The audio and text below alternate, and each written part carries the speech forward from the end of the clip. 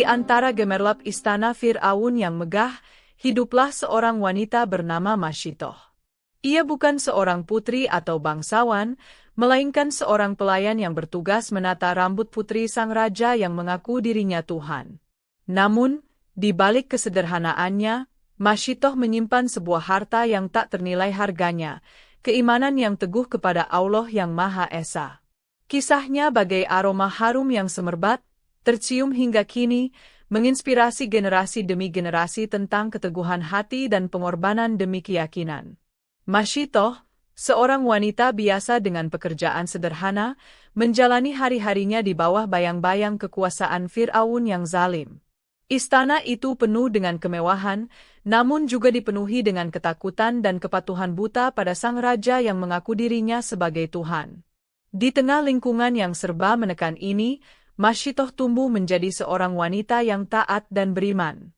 Keluarganya telah lama mengabdi di istana, sebuah tradisi yang mungkin memberinya kedekatan dengan keluarga kerajaan. Namun, kedekatan ini justru menjadi ujian berat ketika keyakinan Masyitoh bertentangan dengan kepercayaan yang dianut keluarga penguasa. Hati Masyitoh telah terpaut pada ajaran yang dibawa oleh Nabi Musa, ajaran tentang keesaan Allah. Bersama suaminya, Hazakil, ia diam-diam memeluk Islam, menyembah Allah semata dan menolak klaim ketuhanan Fir'aun. Keimanan mereka adalah sebuah rahasia yang dijaga rapat-rapat, sebuah nyala kecil yang harus dilindungi dari angin kekejaman istana. Namun, badai tirani Fir'aun tak mengenal ampun. Hazakil, suami tercinta Masyitoh, diketahui sebagai pengikut Nabi Musa dan harus meregang nyawa di tangan Fir'aun. Peristiwa tragis ini tentu saja mengguncang jiwa Masyitoh. Kehilangan orang yang dicintai karena iman yang sama bisa saja membuatnya gentar dan menyembunyikan keyakinannya. Namun, yang terjadi justru sebaliknya.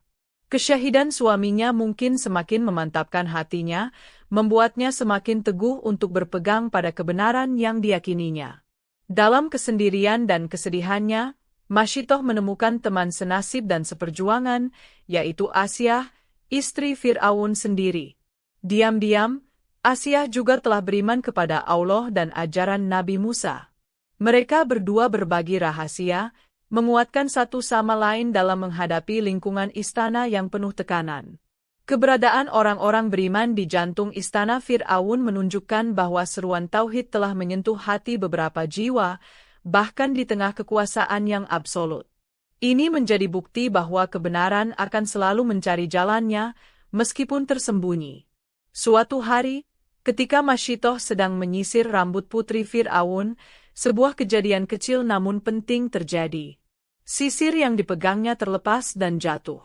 Secara spontan, Masyitoh mengucapkan, Bismillah, sebuah ungkapan yang memuliakan nama Allah.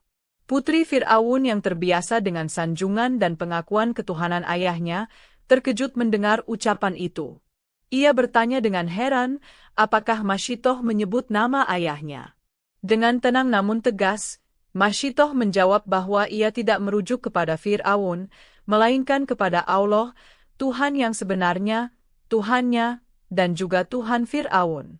Ucapan ini bagai petir di siang bolong, sebuah tantangan langsung terhadap kekuasaan dan keangkuhan Fir'aun. Putri Fir'aun yang terkejut dan marah segera melaporkan kejadian itu kepada ayahnya. Fir'aun murka mendengar berita tentang keberanian seorang pelayan yang menolak menyembahnya. Ia segera memanggil Masyitoh dan menuntut penjelasan. Di hadapan raja yang berkuasa dan bengis, Masyitoh berdiri teguh, tidak sedikit pun gentar. Dengan suara lantang, ia kembali menyatakan keimanannya kepada Allah, satu-satunya Tuhan yang patut disembah. Keteguhan Masyitoh membuat Fir'aun semakin murka. Ia tidak menyangka akan ada orang yang berani menentangnya di dalam istananya sendiri. Amarah Fir'aun mencapai puncaknya. Ia memerintahkan para algojonya untuk menyiapkan sebuah kuali besar yang diisi dengan air atau minyak mendidih. Pemandangan mengerikan itu disiapkan di hadapan Masyitoh dan anak-anaknya yang masih kecil.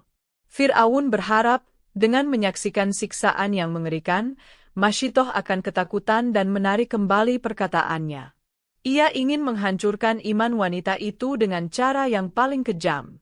Dimulailah sebuah adegan yang sangat menyayat hati. Fir'aun memerintahkan agar anak-anak Masyitoh dilemparkan satu persatu ke dalam kuali mendidih. Jeritan anak-anak yang kesakitan dan tangisan Masyitoh yang pilu memecah keheningan istana. Namun, di tengah penderitaan yang luar biasa, iman Masyitoh tidak goyah. Ia tetap teguh pada keyakinannya, menolak untuk mengingkari Allah demi menyelamatkan nyawanya sendiri. Ia menyaksikan satu persatu buah hatinya menjadi korban kekejaman Fir'aun, namun hatinya tetap berpegang pada tali Allah. Tibalah giliran anak bungsunya, seorang bayi yang masih menyusu. Saat melihat bayi mungilnya akan dilemparkan ke dalam kuali, hati Masyitoh sempat bergetar. Naluri seorang ibu membuatnya ragu sejenak. Namun, keajaiban terjadi. Atas izin Allah, bayi itu berbicara kepada ibunya. "Wahai ibuku, bersabarlah.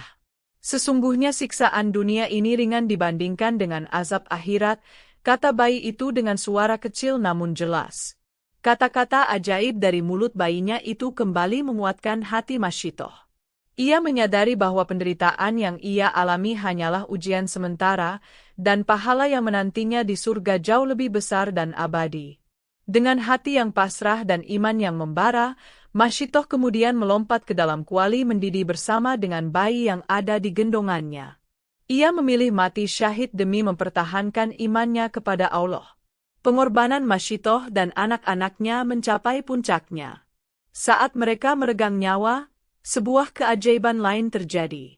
Dari dalam kuali yang mendidih itu, tercium aroma yang sangat harum dan wangi, bagaikan minyak misk yang semerbak. Aroma itu menyebar ke seluruh istana, menjadi saksi bisu atas kesucian jiwa Masyitoh dan keluarganya. Sebelum menghembuskan napas terakhir, Masyitoh sempat meminta kepada Fir'aun agar tulang belulangnya dan tulang belulang anak-anaknya dikumpulkan dan dikuburkan bersama. Anehnya, Fir'aun yang kejam itu mengabulkan permintaan terakhirnya. Mungkin ada sedikit rasa hormat atau keheranan di hatinya atas keteguhan iman wanita itu.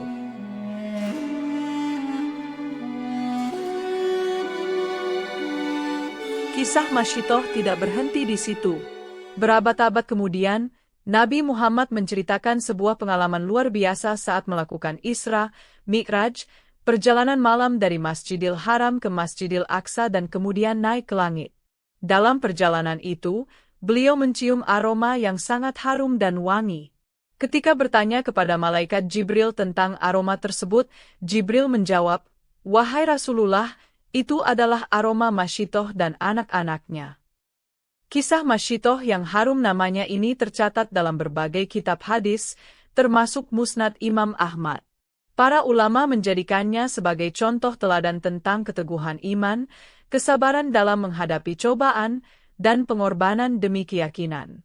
Meskipun ada beberapa perdebatan mengenai keaslian riwayat tentang aroma harum saat Isra, Mi'raj, kisah inti tentang kesyahidan Masyitoh karena imannya tetap menjadi inspirasi bagi umat Islam di seluruh dunia. Kisah hidup Masyitoh adalah sebuah kisah tentang cahaya iman yang tidak pernah padam, bahkan di tengah kegelapan tirani. Ia adalah simbol keberanian seorang wanita yang memilih untuk setia kepada Allah meskipun harus mengorbankan nyawanya dan nyawa anak-anaknya. Aroma harum kesyahidannya terus mewangi dalam sejarah Islam, mengingatkan kita akan kekuatan iman yang sejati dan pahala abadi yang menanti orang-orang yang sabar dan teguh dalam menghadapi ujian.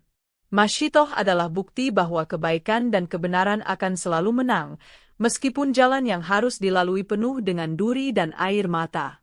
Kisahnya akan terus diceritakan, diwariskan dari generasi ke generasi, sebagai pengingat akan pentingnya memegang teguh iman dan keyakinan kepada Allah dalam segala situasi. Demikianlah kisah ini diceritakan, semoga dapat menghibur dan menambah wawasan, segala kebenaran detailnya, kita kembalikan kepada Allah, Tuhan pemilik kisah kehidupan.